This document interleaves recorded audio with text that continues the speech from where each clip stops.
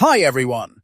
Welcome back to the channel. In today's video, I'm going to show you how to enable automatic deletion of temporary files in Windows to help you free up storage and keep your system running smoothly. Let's dive in.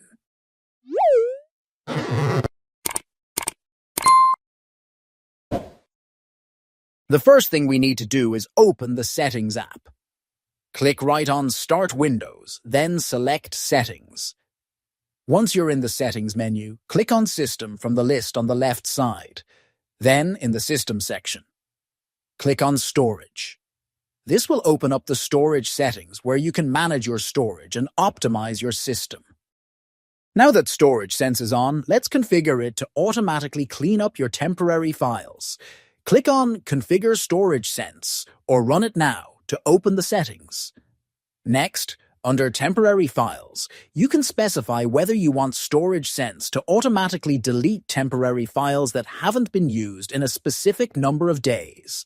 For example, you can choose to delete files that have not been accessed in the past 30 days.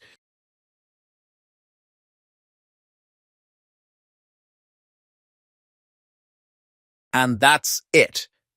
You've successfully enabled automatic deletion of temporary files in Windows.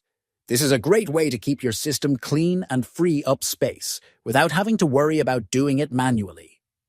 If you found this video helpful, don't forget to like, subscribe, and hit the notification bell for more useful tips and tricks.